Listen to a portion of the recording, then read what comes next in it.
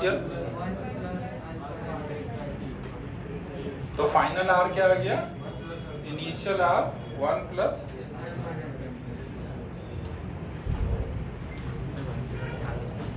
और ये चीज हम लोग डायरेक्ट भी सोच सकते थे। हमें पता है कि कोई भी 2 पॉइंट से सेपरेशन बढ़ेगी, कोई भी 2 पॉइंट से, तो हम यहाँ पर ऐसे सोच सकते थे, एक यहाँ पे ले लो, एक यहाँ पे पॉइंट ले लो, डायमेट्रिकली अपोजिट ना। तो भले ही इनके बीच में कोई मटेरियल नहीं है, लेकिन फिर भी वो वैसे इंक्रीज होगा जैसे मटेरियल होता तो होता ना, क्योंकि इधर इंक्रीज होना है ना, इधर इंक्रीज होने के चक्कर में वही ओवरऑल इफेक्ट आएगा। तो यहाँ पे आप डायरेक्ट ऐसे लगा सकते थे कि फाइनल डायमीटर कितना होगा, initial diameter into 1 plus alpha delta T. Final diameter 2r लिख दोगे, ये 2r इनिशियल 2 कट जाएगा। तो जब आप final L equal to initial L 1 plus alpha delta T लगाओगे, तो इसके लिए क्या बीच में मटेरियल होगा, ये नेसेसरी कंडीशन है? नहीं ना, ऐसा कोई कंडीशन नहीं है। 2 पॉइंट बॉडी पे कहीं पे भी ले लो, बीच में मटेरियल है या नहीं उससे कोई फर्क नहीं पड़ेगा, और उसके लिए आप लगा सकते हो final L equal to initial L into 1 plus alpha delta T.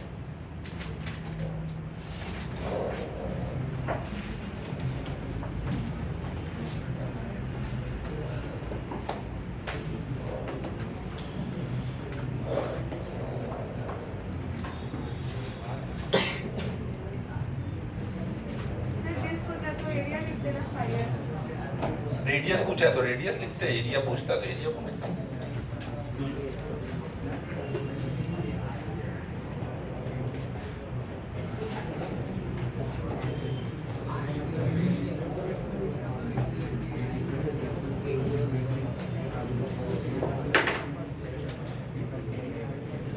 अगर यहाँ पे पूछा जाए कि फाइनल एरिया ऑफ रिंग बताओ, फाइनल एरिया ऑफ रिंग, तो आप क्या करोगे, पाई आर स्क्वायर लगाओगे ना, और ये कितना हो जाएगा, 2 अल्फा, ऐसे आ जाएगा 2 अल्फा धैर्य, तो ये कितना हो जाएगा,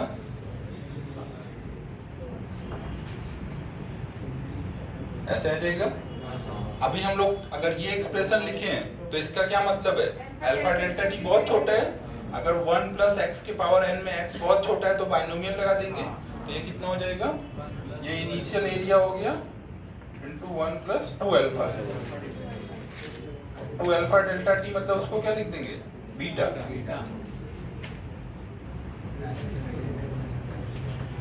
तो फाइनल एरिया देख लो कितना आ रहा है रिंग का, initial area into 1 plus beta delta T, मतलब एरिया अगर हमें फाइनल निकालना है और इनिशियल पता है, तो हम डायरेक्ट एरिया जो एक्सपेंशन वाला है वो लगा सकते हैं, भले ही बीच में जहां एरिया आप देख रहे हो बीच में खाली जगह है, मटेरियल नहीं है, तो भी आप लगा सकते हो ना। तो चाहे लीनियर थर्मल एक्सपेंशन हो, एरियल थर्मल एक्सपेंशन हो या वॉल्यूम थर्मल एक्सपेंशन हो, बीच में मटेरियल हो या ना हो, तो भी आप जो भी आपने थर्मल एक्सपेंशन के कॉन्सेप्ट पढ़े हैं वो सब अप्लाई कर सकते हो। नोट कर लो इसको।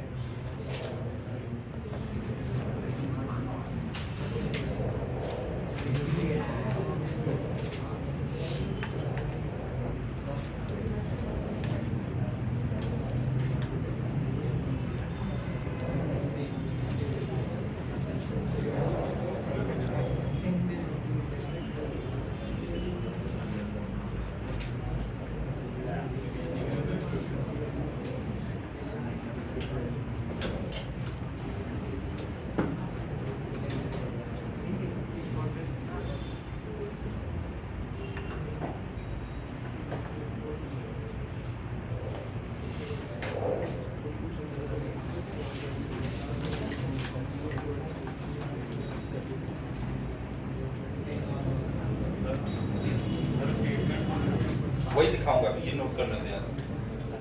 हो गया नोट? अब यहाँ पे नीचे स्टेटमेंट नोट करो,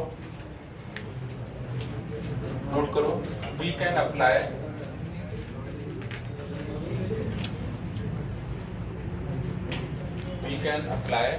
concept of thermal expansion, we can apply concept of thermal expansion between any 2 point on a body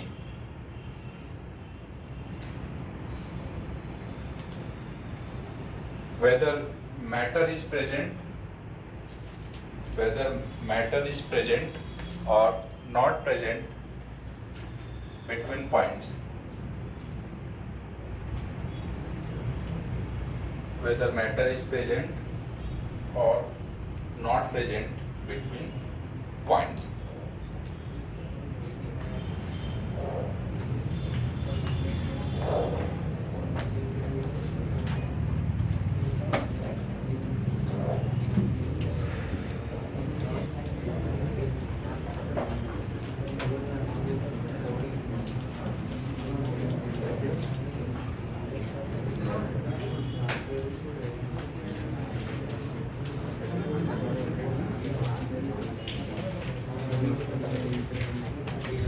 ये देखो हमारे पास एक हॉलो स्फीयर है, एक सॉलिड स्फीयर है, दोनों सेम मटेरियल के बने ना। मान लो ये भी आयरन का है, वो भी आयरन का है, दोनों का इनिशियल रेडियस सेम है, तो दोनों का इनिशियल वॉल्यूम भी सेम रहा होगा। अब दोनों का अगर हमने टेम्परेचर सेम अमाउंट से चेंज किया, T से T प्लस डेल्टा T, दोनों का टेम्परेचर बढ़ा दिया,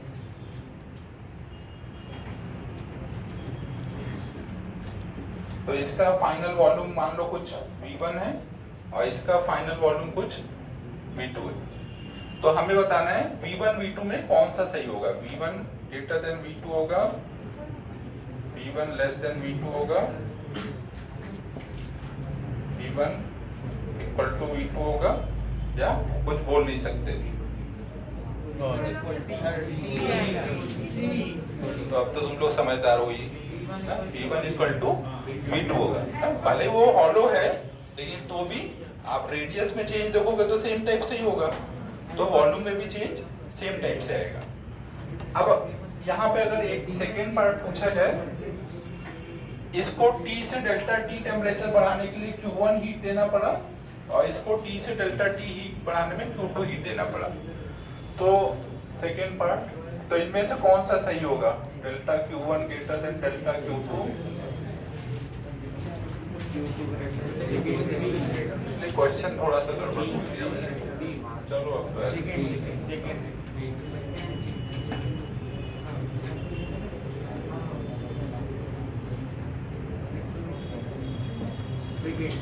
तो अगर टेम्परेचर में चेंज सेम हुआ है तो सॉलिड को ज्यादा हीट देनी पड़ेगी टेम्परेचर चेंज के लिए, या हॉलो को ज्यादा देनी पड़ेगी?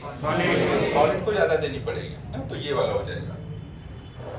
एक्चुअली इसको पूछना ऐसे चाहिए था कि दोनों को सेम डेल्टा क्यू दे करके दोनों के रेडियस चेंज को पूछते हैं, तो सही से आप रिलेट कर पाते हैं। अब तो क्वेश्चन का सब कॉन्सेप्ट समझ ही आ गया है, कर डालो। मतलब इसमें इंटेंसिटी से भी ये कंडीशन, हाँ सॉलिड है तो उसमें मैटर ज्यादा है, मास ज्यादा है, तो वो लेके भी सोचना पड़ेगा। अगर टेम्परेचर चेंज सेम है तो वॉल्यूम में चेंज सेम होगा।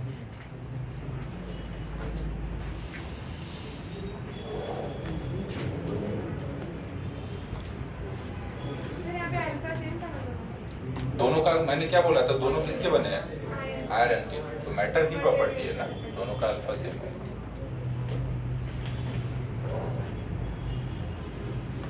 सर दोनों का मास सेम है, दोनों का तो बता क्या होना चाहिए? एक हॉलो स्फीयर है, एक सॉलिड स्फीयर है, सेम रेडियस के, सेम मटेरियल के, तो कौन सा भारी होगा, कौन सा हल्का होगा? ऐसे क्वेश्चन पूछ कैसे देते हो?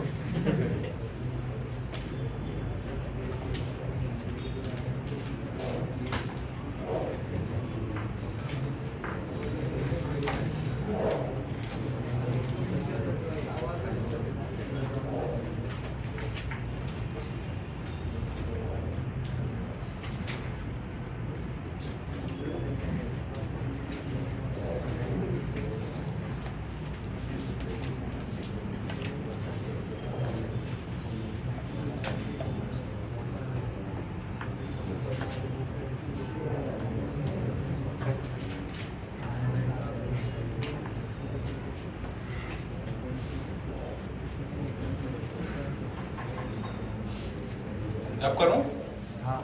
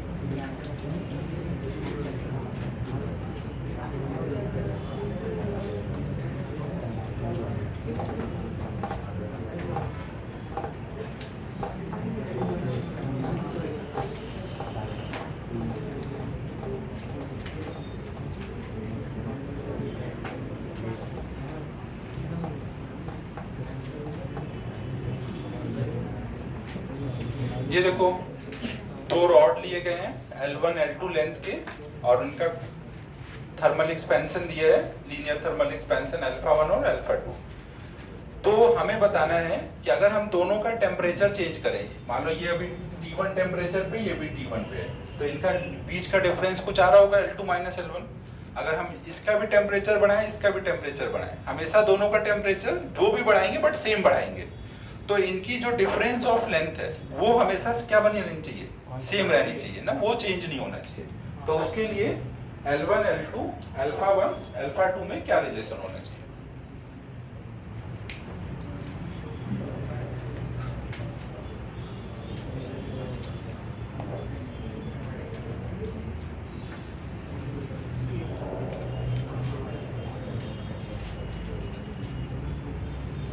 रिकॉर्डिंग चल रहा है ना? ये हर बार रिकॉर्डिंग में 2 वीडियो बनते हैं, बीच में बंद नहीं होता है ना, खुद ही हो जाता है क्या दूसरा वीडियो? नहीं बंद नहीं होता है। कितने मिनट का रहता है? वो मेरे हिसाब से वो कुछ 4 GB के आसपास जाने के बाद, हाँ वैसे ही हो रहा है।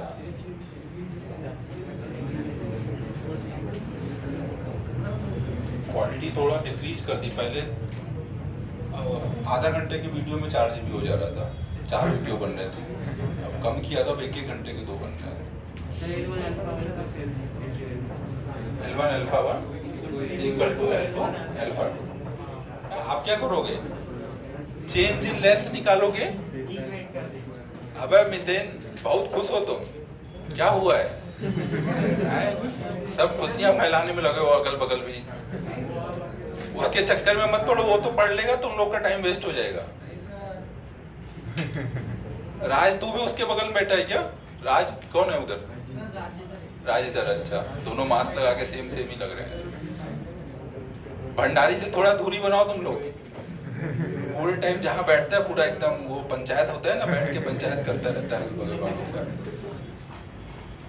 तो हम लोग देखो यहाँ पे क्या कर लेंगे, चेंज इन लेंथ जो होगा, मान लो पहले कुछ L2 - L1 है, बाद में जब आपने टेम्परेचर बढ़ाया तो L2 की वैल्यू चेंज होकर के कुछ L2 डैश हो जाएगी और L1 की वैल्यू चेंज होके L1 डैश होगी। तो नया डिफरेंस कितना बोलोगे, L2 डैश - L1 डैश। और ये बोला गया है कि ये हमेशा क्या रहना चाहिए, सेम। तो बाद का लेंथ में जो डिफरेंस है वो सेम रख देंगे जो इनिशियल वाला था। L2 डैश की वैल्यू कितनी लिख देंगे, initial into 1 plus alpha delta T, और इसका लिए L1 1 प्लस अल्फा, ये α2 लिखेंगे ना, यहाँ पे 2 है ना, और इसके लिए 1। तो ये कितना आ जाएगा, L2 plus L2 α2 delta T minus L1 α1 delta T, और इधर आ जाएगा L2 - L1। तो यहाँ पे L2 - L1 जो होगा ये कट जाएगा दोनों साइड से। अब इधर 0 आ गया है ना, तो डेल्टा टी को कॉमन कर सकते हैं, तो ये कितना आ जाएगा, L2 α2 बराबर आ जाएगा L1 α। ना जब भी ऐसा दिया जाए कि डिफरेंस कांस्टेंट है तो वहाँ पे कुछ इस टाइप का रिलेशन आ रहा होगा, L2 α2 बराबर L1 α1।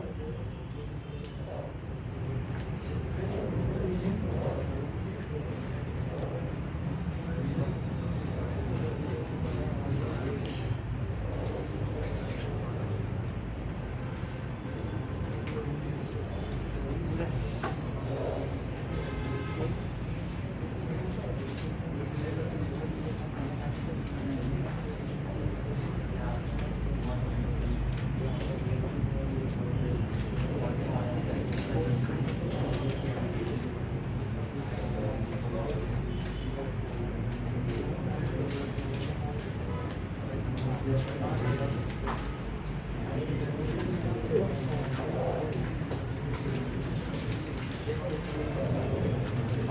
क्वेश्चन को पूछने के लिए और भी तरीके हो सकते हैं, जैसे इसी को हम लोग वॉल्यूम के टर्म में पूछ सकते हैं।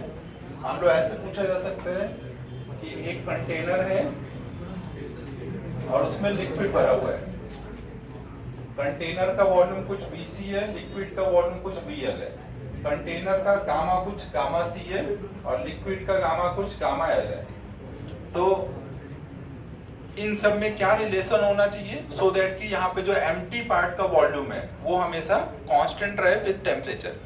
क्वेश्चन क्या पूछा जा रहा है कि what should be relation between BC gamma C BL gamma L such that volume of empty part will remain constant. तो वही एक तरह से दोनों के वॉल्यूम के डिफरेंस की बात चल रही है कि वो कांस्टेंट रहे। यही आ जाएगा।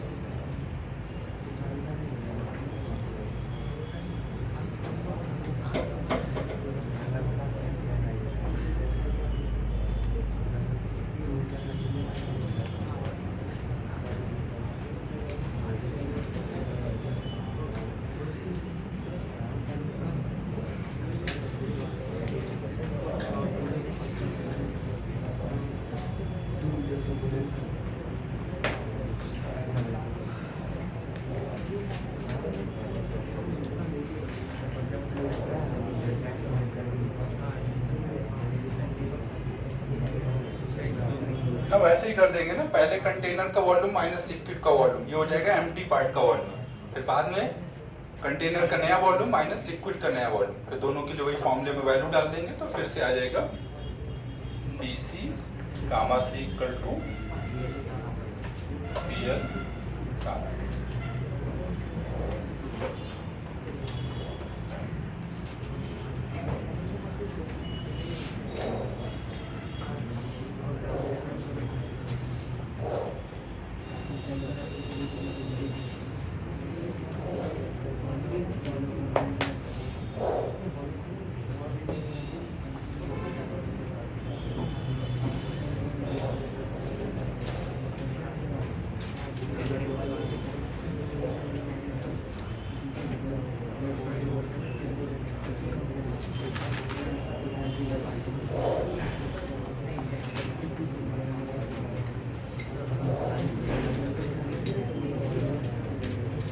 ये रब कर दो।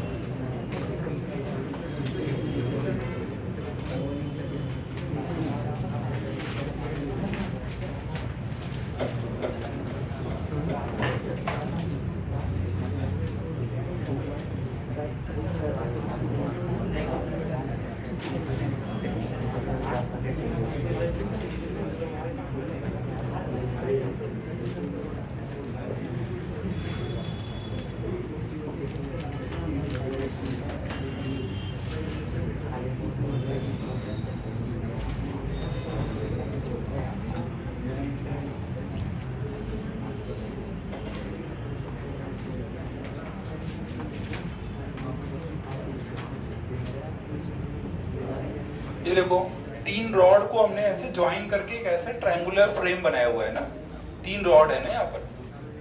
ये दोनों L1 लेंथ के, ये L2 लेंथ का है। इनका मटेरियल सेम है, अल्फा 1 और इसका मटेरियल कुछ अल्फा 2 का है। तो इस ट्रायंगुलर प्लेट की, ये फ्रेम की कुछ हाइट होगी, तो आप टेम्परेचर बढ़ाओगे तो ये भी बढ़ेगा, ये भी बढ़ेगा ना, ये भी बढ़ेगा। तो हमें क्या करना है, हम इन पे क्या रिलेशन सेट करें सच दैट कि ये हाइट हमारी चेंज ना हो विद चेंज इन टेम्परेचर।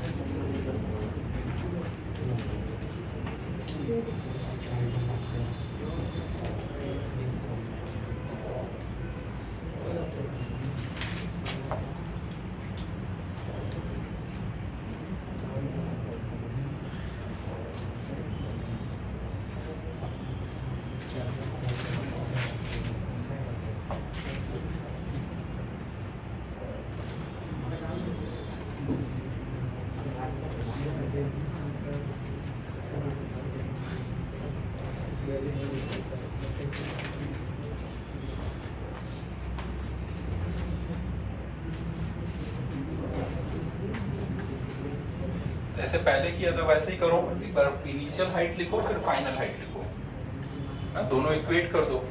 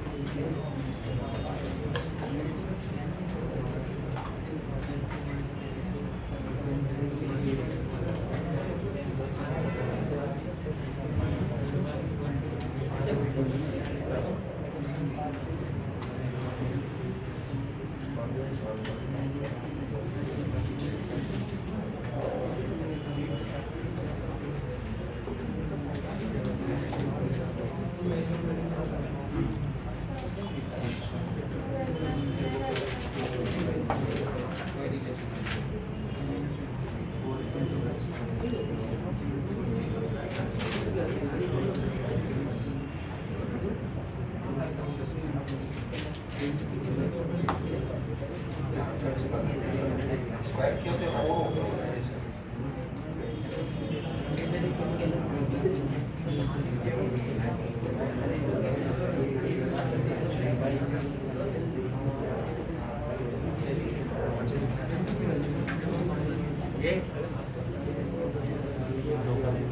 हाँ वैसे कुछ हो गया होगा सबका, हुआ समझ आ रहा है? हाइट देखो हम लोग एक बार L1 L2 के टर्म में लिख देंगे इनिशियल हाइट, और फिर से L1 L2 चेंज होगा तो नई हाइट लिख देंगे और दोनों को इक्वेट कर देंगे। इनिशियल हाइट कितनी बोलोगे? ये राइट एंगल ट्रायंगल है ना, तो हम बोल सकते हैं h की वैल्यू कितनी होगी, h square equal to L1 square minus L2 by 2 का स्क्वायर ना, तो L2 स्क्वायर बाई 4 ना। अगर हाइट चेंज नहीं हो रही है मतलब h स्क्वायर भी चेंज नहीं होगा ना, तो इनिशियल h स्क्वायर निकाला, फिर हम लोग बाद में h स्क्वायर निकालेंगे, तो वो कितनी होगी L1 डैश का स्क्वायर माइनस L2 डैश का स्क्वायर बाई 4 ना। अब L1 को आप क्या लिख सकते हो, L1 डैश को बोल सकते हो L1 1 plus alpha 1 delta t इसका स्क्वायर माइनस L2 डैश को लिख सकते हैं L2 1 plus alpha 2 delta t का स्क्वायर अपॉन में 4। ठीक है, सही है ये। तो ये कितना हो जाएगा, स्क्वायर करोगे तो यहाँ तो L1 स्क्वायर हो जाएगा, और इसके लिए जब स्क्वायर करोगे तो ये क्या हो जाएगा 2 यहाँ आ जाएगा, तो ये कितना हो जाएगा L1 square 1 plus 2 alpha delta t। फिर ऐसे ही सेम यहाँ पे भी होगा, तो L2 square by 4 1 plus 2 alpha delta t। क्या इतना ध्यान से सोच रहे हैं? सही है ना, कैलकुलेशन सब सही किया है ना? कंफ्यूज लग रहा है कि पता नहीं क्या होगा। अब इसको अंदर मल्टीप्लाई करो, L1 square plus 2 alpha delta t L1 square minus L2 square by 4 minus 2 alpha 2 delta t L2 square by 4।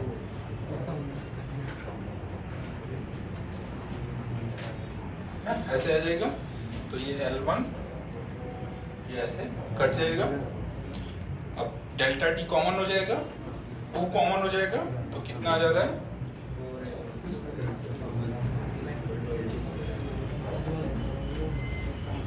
तो इससे आ जा रहा है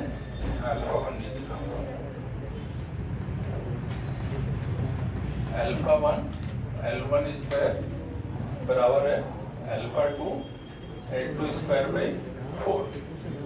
सही है ना, तो ऐसे ये रिलेशन आ गया।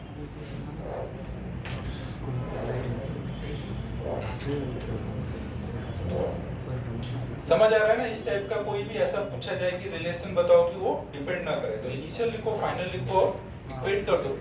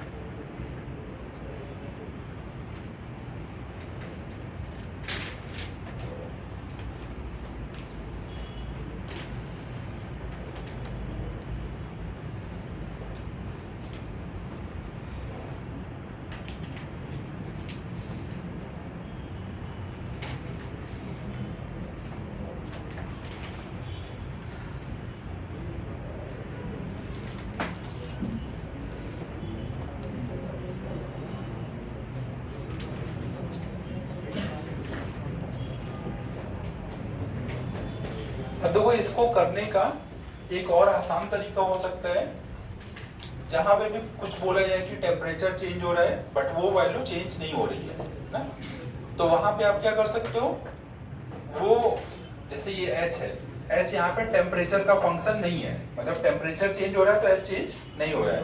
तो अगर मैं h को टेम्परेचर के रिस्पेक्ट में डिफरेंशिएट करूंगा तो कितना मिलेगा मुझे, जीरो, क्योंकि टेम्परेचर के साथ में h नहीं चेंज हो रहा है, कांस्टेंट है। तो आप दोनों साइड में डिफरेंशिएट कर दो और ds/dt को जीरो डाल दो। dl/dt आपको लिखना आता है, dl लिखना आता है ना, अगर dt टेम्परेचर में चेंज होगा तो dl की वैल्यू क्या होगी ना। तो अगर मैं इसको डिफरेंशिएट करूं दोनों साइड में विद रिस्पेक्ट टू टेम्परेचर तो क्या हो जाएगा, थोड़ा कैलकुलेशन बस अपना छोटा हो जाएगा, इसके लिए कर रहे हैं ना। तो अगर h चेंज नहीं हो रहा है मतलब ये पूरा टर्म चेंज नहीं हो रहा है, तो इसको दोनों साइड में टेम्परेचर के रिस्पेक्ट में डिफरेंशिएट कर दिया।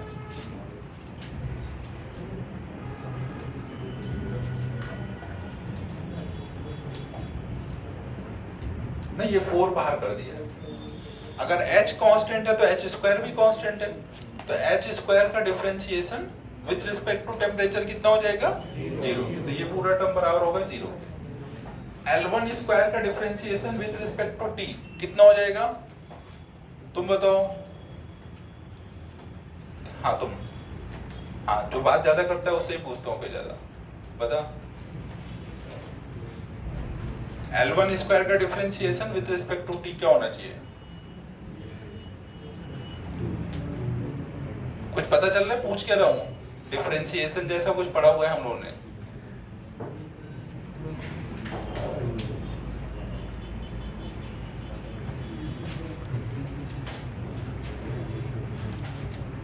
ये बताओ क्या होगा, dx स्क्वायर अपॉन में dx,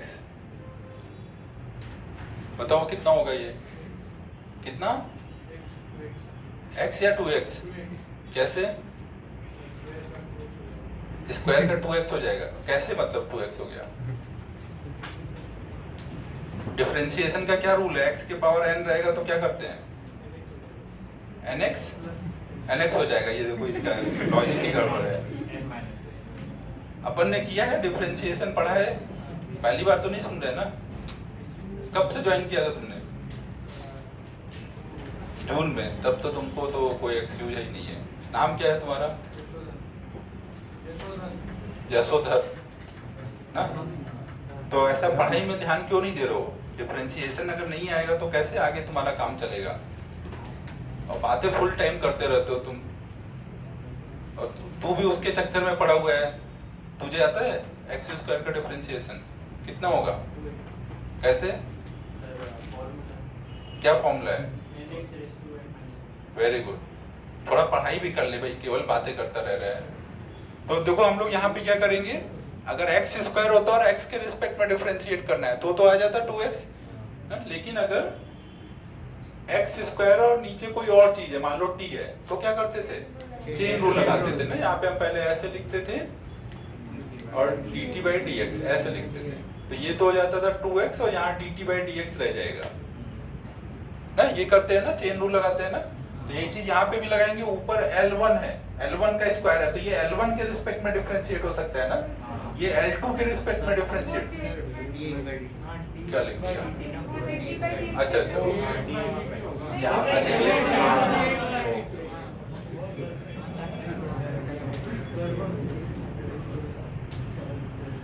ठीक है, ये हो गया। तो अब ये L1 का स्क्वायर है, तो L1 का स्क्वायर किसके रिस्पेक्ट में डिफरेंशिएट होगा, L1 के रिस्पेक्ट में। यहाँ पे नीचे t है तो हमें क्या करना पड़ेगा, चेन रूल लगाना पड़ेगा। अब मन में इमेजिन कर लो ना, नीचे dl1 लिखा है, ऊपर dl1 लिखा है अपॉन dt, तो ये डिफरेंशिएट होकर कितना हो जाएगा, 2l1 और क्या रह जाएगा, dl1/dt। यहाँ पे कितना आ जाएगा, -1/4 2l2 into dl2/dt। ये 2 कॉमन हो जाएगा, dt भी कॉमन कर दोगे, dl1 और dl2 की वैल्यू आप डाल सकते हो। dl1 और dl2 की वैल्यू कितनी लिखोगे,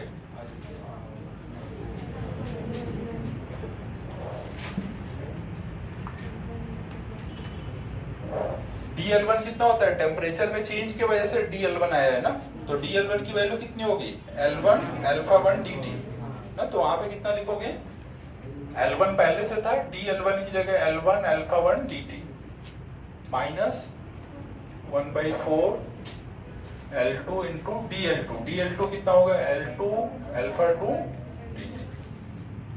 dt कॉमन हो जाएगा। अब ये देख लो कितना बन जा रहा है, L1 ना, वही चीज आ गई जो उधर से आई थी। तो थोड़ा कैलकुलेशन कम हो जाएगा अगर आप लिख के डिफरेंशिएट कर दोगे।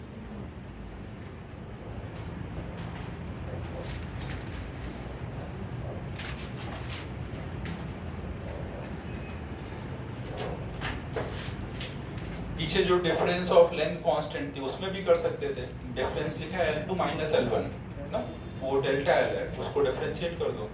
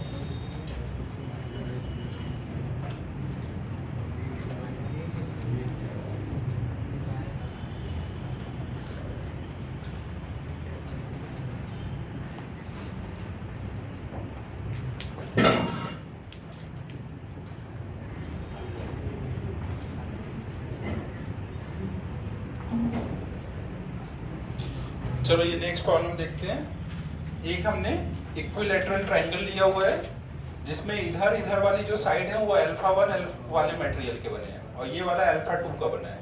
ये एंगल कुछ थीटा है, 60 पता होगा, और ये 3 रॉड को मिला के बनाया गया है ना। अभी ये T टेम्परेचर पे जब था तब ये एंगल कुछ थीटा है। अगर हम टेम्परेचर को T से T प्लस dt करें तो थीटा में भी कुछ चेंज आएगा, वो थीटा से कुछ थीटा प्लस d थीटा हो जाएगा। तो हमें बताना है वो d थीटा की वैल्यू कितनी होगी। चेंज इन टेम्परेचर dt दिया हुआ है, अल्फा L दिया हुआ है, अल्फा 1 अल्फा 2 दिया हुआ है। इवन क्या क्या है, d थीटा की वैल्यू दी है, सॉरी ये निकालना है, dt की वैल्यू दी हुई है, और क्या दिया हुआ है, अल्फा 1 अल्फा 2 ये दिया हुआ है, लेंथ दिया हुआ है। इन सब के टर्म में आंसर बताना है।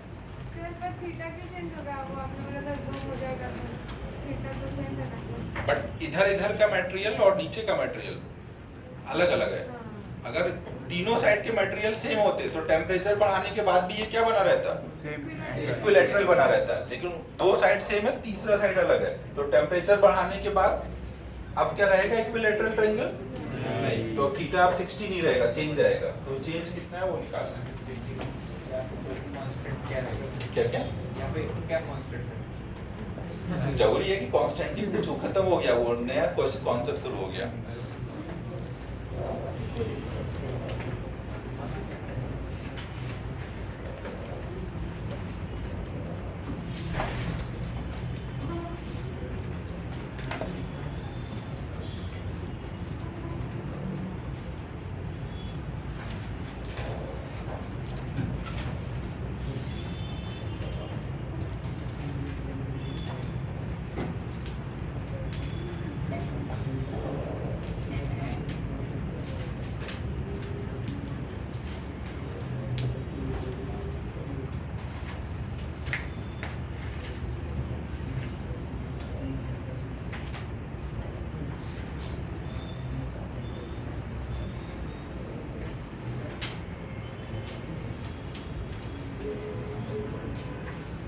आपको देखो एक चीज मैंने आइडिया दे दी है कि अगर आपको कुछ भी चेंज चाहिए या चेंज नहीं हो रहा है तो उसको भी आप कैलकुलस से रिलेट कर सकते हो ना। अगर थीटा में डी थीटा चाहिए तो आप कोई भी थीटा का फंक्शन बनाओ और डिफरेंशिएट कर दो टेम्परेचर के रिस्पेक्ट में, तो उससे D theta by D T का टर्म बनेगा ना, तो वहां से डी थीटा निकालना है।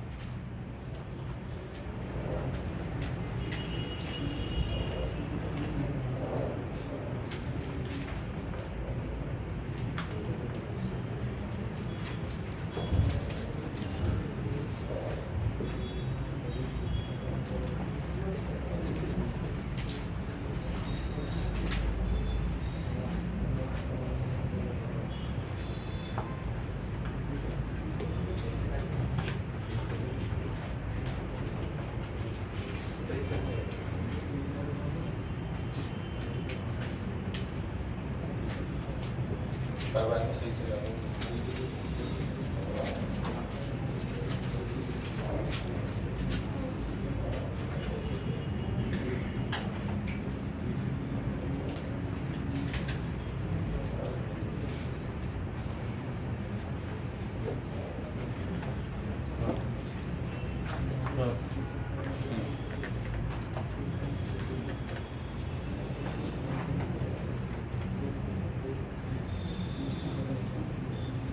साइन थीटा निकाला, डी थीटा निकाला है। हम लोग को डी थीटा चाहिए ना, हमें निकालना क्या है, डी थीटा चाहिए। तो इससे थीटा मिल जाएगा और थीटा माइनस 30 डी थीटा आ जाएगा। फिर कैसे डी थीटा आएगा? यहाँ से साइन इनवर्स लगाएंगे तो थीटा मिल जाएगा। हाँ, theta minus 30 degree D theta, तो theta minus 30 degree D theta by 2 रहेगा। क्या बोल रहा है? मैंने कब जाएगा क्वार्टर का इफेक्ट? कुछ भी बोले जा रहा है। सर मैंने हाँ, थीटा ये वाला पकड़ा है, सिर्फ 30 तुम्हारे पकड़ने से नहीं होगा, मैंने जो बनाया हुआ है उसी थीटा का चेंज चाहिए हमें।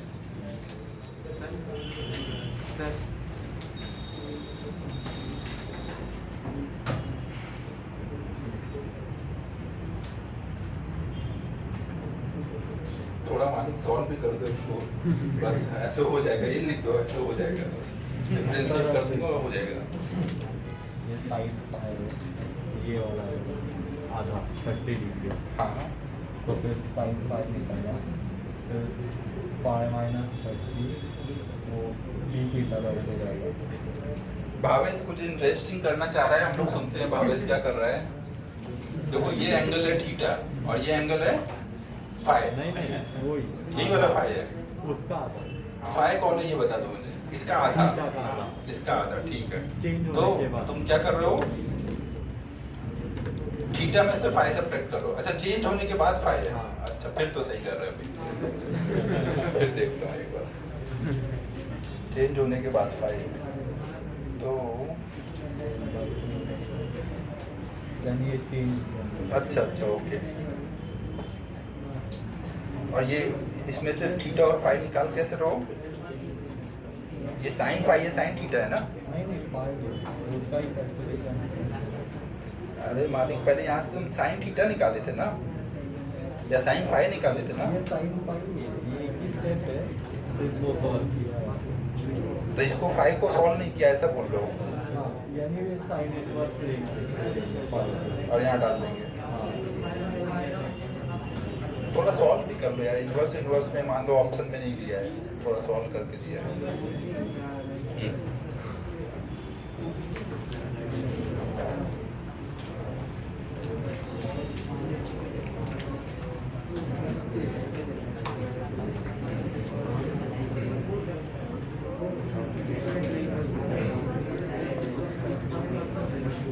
ठीक है, ठीक है, हो जाएगा, हो गया, हो गया।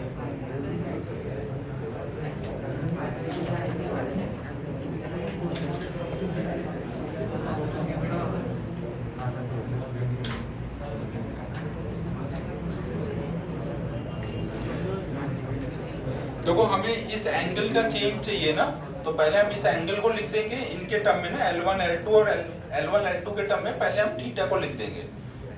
फिर टेम्परेचर चेंज करेंगे तो L1 L2 चेंज होगा, इसलिए थीटा चेंज होगा, तो फिर हम उस फंक्शन को डिफरेंशिएट कर देंगे।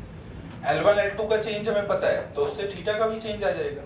तो अब इस थीटा को लिखना है, तो थीटा को लिखने का कई तरीका हो सकता है। आप साइन थीटा लिख दो, कॉस थीटा लिख दो। एक कॉस थीटा हम यूज कर लेते हैं, कोसाइन फॉर्मूला एक होता है। कोसाइन फॉर्मूला पढ़ लिया है ना? कोसाइन फॉर्मूला ये वाला थीटा लिखना है, तो अगल बगल की साइड का स्क्वायर माइनस अपोजिट साइड का स्क्वायर अपॉन में ट्वाइस ऑफ ये दोनों साइड, ऐसे करके कॉस थीटा होता है एक फॉर्मूला। नहीं पढ़ा है तो अभी मैं बता देता हूँ, जब पढ़ लेना तब डेरिवेशन समझ लोगे। डेरिवेशन सिंपल है, आप कर सकते हो तुरंत। मान लो ये एंगल कुछ थीटा है,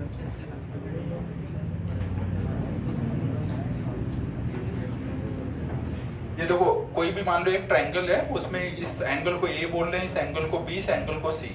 तो ए एंगल के सामने वाली साइड को स्मॉल ए से दिखाते हैं, बी एंगल के सामने वाले साइड को स्मॉल बी से, सी एंगल के साइड वाले को स्मॉल सी से।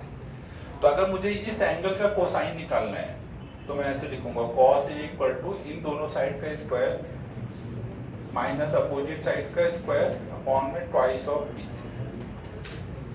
ऐसे डायरेक्ट हम लोग फॉर्मूला याद रखते हैं एंगल के लिए। ये डिराइव कब कर सकते हो? डिराइव करने के लिए ये cos A चाहिए हमें ना, तो कुछ परपेंडिकुलर वगैरह डालो और उससे राइट एंगल ट्रायंगल बना के करेंगे। और करना ट्राई, नहीं आएगा तो बाहर पूछ लेना ना, हो जाएगा। ऐसे cos B अगर करना होगा, बाकी मैथ में अभी सिखाया जाएगा ना। मैथ में एक चैप्टर आएगा सॉल्यूशन ऑफ ट्रायंगल, नहीं ये सब ट्रायंगल से रिलेटेड है ना, तो सॉल्यूशन ऑफ ट्रायंगल में सिखाया जाता है ये। cos B लिखना होगा तो क्या होगा, इन दोनों साइड का स्क्वायर। अच्छा ये तो हम लोग डायरेक्ट भी देखो एक तरह से सोच सकते हैं, डेरिवेशन एकदम सिंपल कर सकते हैं। अगर हम इसको वेक्टर से सोचें, अगर हम वेक्टर से सोचें तो हम लोग क्या बोल सकते हैं, मान लो अगर हम लोग एक बी साइड लें एक सी साइड लें, ऐसे दो वेक्टर ले लें, एक बी वेक्टर एक सी वेक्टर, तो बी वेक्टर और सी वेक्टर का रिजल्टेंट कितना होगा, ए वेक्टर। आप क्या करो, इसको इधर ले जाके इधर ले आओ और ए को उधर ले जाओ, तो ये रिजल्टेंट का स्क्वायर ही लिखा है, B square plus C square minus 2bc cos theta लिखा है। खुद चंक का क्या बोला मैंने, वेक्टर से तो सीधे डिराइव हो रहा है। बाकी अभी डेरिवेशन पे कम ही फोकस करते हैं, फॉर्मूला याद कर लो ना, ये जरूरत पड़ती है। cos b इक्वल टू क्या हो जाएगा, इन दोनों साइड का स्क्वायर माइनस अपोजिट साइड का स्क्वायर अपॉन में ट्वाइस ऑफ इन दोनों साइड का ना, जो एडजेसेंट साइड होगी उनका ऐसे करो।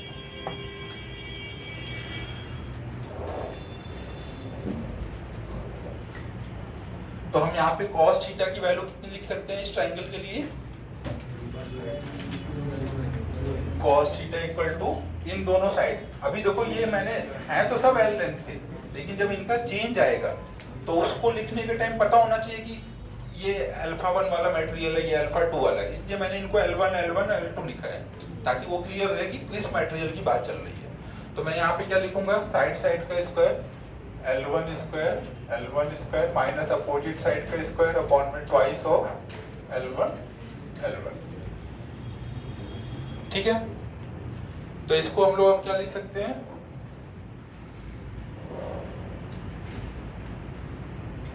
To L1 square minus L2 square upon में 2L1 स्क्वायर ना, ऐसे लिख सकते हैं।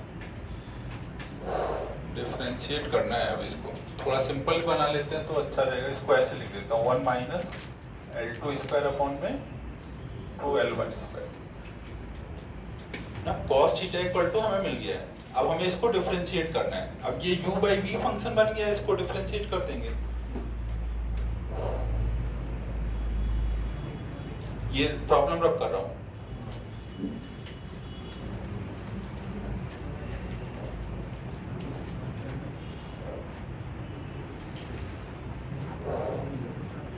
देखो हमें निकालना क्या है, डी थीटा की वैल्यू निकालनी है ना। यहाँ पे को ऐसे करेंगे तो हमें u बाई v लगाना पड़ेगा। एक काम हम ये भी कर सकते थे कि L1 स्क्वायर इसके साथ कर देते और फिर प्रोडक्ट रूल लगाते, वो भी एक ऑप्शन था ना। ऐसा सोच सकते हो ना, मैं अब जो लिख दिया मैं वैसे ही कर रहा हूँ, बट मैं ऐसे आइडिया दे रहा हूँ कि आप ये भी कर सकते थे। तो अभी मैं क्या लिखूंगा, दोनों साइड में टेम्परेचर के रिस्पेक्ट में डिफरेंशिएट करूंगा।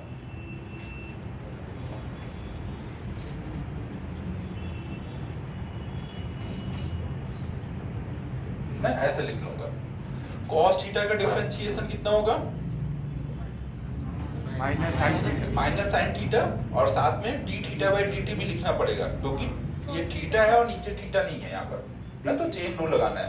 तो यहाँ पे क्या हो जाएगा minus sine theta into D theta by D equal to इधर क्या आ जाएगा, वन तो कांस्टेंट है, कांस्टेंट का डिफरेंशिएशन 0, यहाँ पे 1/2 आएगा माइनस में, वो बाहर आ जाएगा, L2 square by L1 square, इसका डिफरेंशिएशन करना है। तो u by v division rule लगाएंगे ना, पहले v को बाहर करेंगे, v को बाहर करेंगे, L2 स्क्वायर को डिफरेंशिएट करेंगे, v लिख दिया मैंने तो, ये 2 पहले ही बाहर कर दिया ना, L2 square by L1 square है, L1 स्क्वायर बाहर किया, L2 स्क्वायर का डिफरेंशिएशन, माइनस फिर L2 स्क्वायर बाहर किया, L1 स्क्वायर का डिफरेंशिएशन, और अपॉन में क्या था L1 के पावर, L1 स्क्वायर का स्क्वायर ना, तो L1 के पावर 4 हो जाएगा। थीटा की वैल्यू हमें पता है ना, शुरू में वो जब हमने पूछा है उस टाइम पे थीटा कितना था 60, तो यहाँ पे हम उसकी वैल्यू डाल देंगे, sin 60 मतलब -√3/2। अब इन सबको डिफरेंशिएट करके वैल्यू डालते जाएंगे, यहाँ तक नोट करो फिर सॉल्व करते हो आगे। टाइम हो गया है, ये साइड अप कर दो, इसको कोसाइन फॉर्मूला लिखते हैं ना, कोसाइन रूल बोलते हैं, ये जो हमने फॉर्मूला लिखा, एक अपन ने साइन रूल भी पढ़ा हुआ है ना, ये कोसाइन रूल। ये रूल ना आता हो तो कैसे करें? तो साइन थीटा लिख लेते हैं, साइन थीटा बाई 2 की वैल्यू लिख लेते हैं, अब नेक्स्ट क्लास में वैसे ही बता दूंगा। कोई भी थीटा का एक फंक्शन लिखना है, चाहे साइन का लिख लो या कॉस का लिख लो, यहाँ हो जाएगा -√3/2 into D theta by equal to, यहाँ हो जाएगा -1/2 L1 स्क्वायर, L2 स्क्वायर को टेम्परेचर के रिस्पेक्ट में डिफरेंशिएट करेंगे तो क्या बनेगा 2L2 इंटू DL2/dt ना, तो यहाँ आ जाएगा 2L2 इंटू DL2/dt। देखो जब आप सॉल्व कर रहे होगे ना, एक बार चीजें समझ गए हो तो ये सब स्टेप बहुत जल्दी हो जाता है। DL2 की वैल्यू आप दिमाग में ही सोच के तुरंत लिख दोगे ना, ये पूरा स्टेप लिखोगे नहीं ना, तो ये अभी लग रहा है समझाने के लिए मुझे हर एक स्टेप लिखना पड़ता है, तो बहुत बड़ा दिखता है ना, अदरवाइज आप DL2 की वैल्यू वहीं पे लिख देते हैं ना, वो कितनी होती है L2 अल्फा 2 dt ना, dt कट जाता है, तो एक्सप्रेशन वो छोटे होते जाते हैं। ऐसे यहाँ पे लिखेंगे तो क्या हो जाएगा, L2 स्क्वायर बाहर गया, L1 स्क्वायर का 2L1 इंटू DL1/dt अपॉन में L1 के पावर 4। जिस टाइम पे हमें चाहिए था उस टाइम पे L1 L2 की वैल्यू कितनी थी, सबकी L थी ना, सबकी वैल्यू L थी, तो सब कुछ जगह L डाल देंगे। L डालोगे तो ऊपर क्या आएगा L क्यूब, नीचे L के पावर 4, तो नीचे केवल अब क्या बच जाएगा, केवल एक L बचेगा ना, तो ये पूरा आ जाएगा, यहाँ पे माइनस माइनस कट जाएगा, इधर आ चुका है √3 d θ/dt इक्वल टू, केवल एक L बचेगा, ये बात समझ आई। L1 L2 की वैल्यू डाल दी है L ना, इधर कितना आ जाएगा 2 बचा, ये L क्यूब कॉमन होके कट चुका है ना, DL2 की वैल्यू कितनी डालूंगा,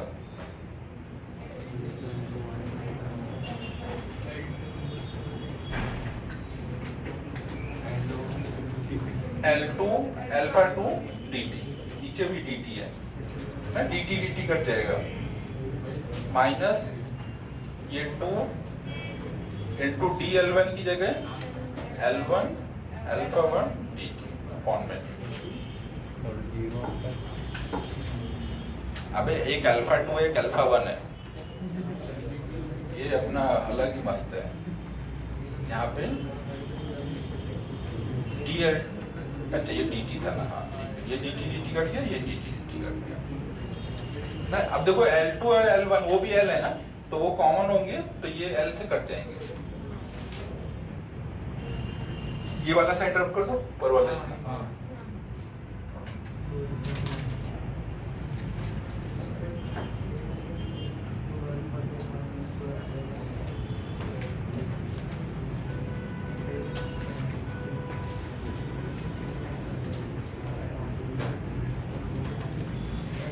कॉमन हो जाएगा, यहाँ आ जाएगा अल्फा 2 माइनस अल्फा 1, ठीक है, तो इससे हम बोल सकते हैं डी थीटा इक्वल टू कितना है यार, 2 alpha 2 minus alpha 1 dt by root 3। हमें यही दिया था ना, अल्फा 1 अल्फा 2 dt दिया था, डी थीटा निकालना था। देखो मेन कॉन्सेप्ट क्या था, कॉस थीटा लिखना है और डिफरेंशिएट कर देना है। बाकी कैलकुलेशन है, अगर कैलकुलेशन में कोई दिक्कत हुई हो तो आराम से बैठ के खुद से सॉल्व करना हो जाएगा ना। और सिंपल बनाने के लिए L1 L2 सबको L दे दिया था। थीटा की वैल्यू 60 थी, तो बाद में वैल्यू डाल दोगे तो सब L कट जाएगा। थीटा की वैल्यू डाल दी तो सिंपल रिजल्ट लास्ट में बन के आ जाएगा।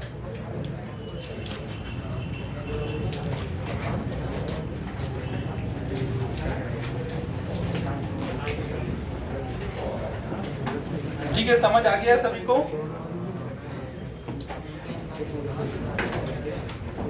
होमवर्क तो दे ही चुका हूँ, आगे और नहीं देता हूँ, इतना ही कर लो अभी। थर्मो कैलोरीमेट्री तक कर लो, ठीक है फ्रेंड्स।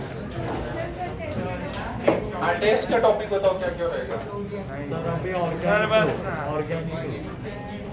ऑर्गेनिक का रखने ऑर्गेनिक जनरल ऑर्गेनिक रिएक्शन बोलो। Reaction mechanism. अच्छा, रिएक्शन मैकेनिज्म आ रहा है।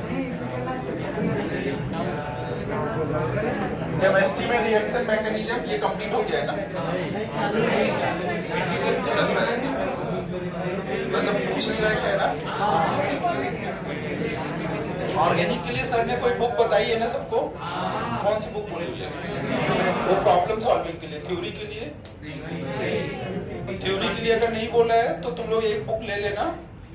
एक बुक है प्रगति पब्लिकेशन,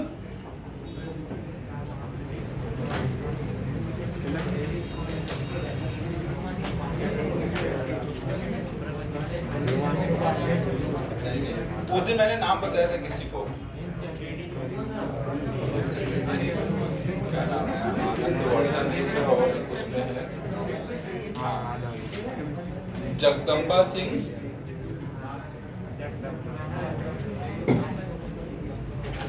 प्लस आनंद वर्धन करके होगा। मैं आज ग्रुप पे एक बार शेयर कर देता हूँ, और बुक का नाम है modern approach to organic chemistry. उसके कई सारे बुक आते हैं ना, जो मैं नाम बोल रहा हूँ वही एग्जैक्टली बुक लेना। Modern approach to advance organic chemistry करके कुछ ऐसे है। दो राइटर के नाम रहेंगे, उनमें कई सारे बुक होंगे, केवल कोई जगदम्बा वाला होगा, कोई में सिंह करके है, कोई में आनंद वर्धन है, दोनों का कॉम्बिनेशन जो हो, और ये लिखा रहेगा। थ्योरी के लिए जहाँ आपको कभी कोई कंफ्यूजन हो तो एक बुक होनी चाहिए ना, जैसे हम लोग फिजिक्स में वॉकर वगैरह रखते हैं या अच्छी वर्मा, तो एक थ्योरी की रेफरेंस बुक होनी चाहिए।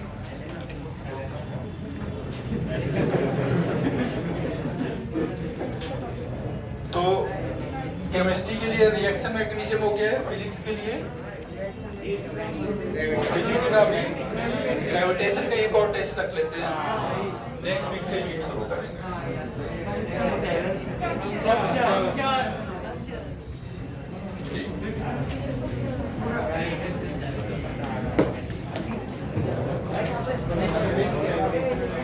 ये बंद कर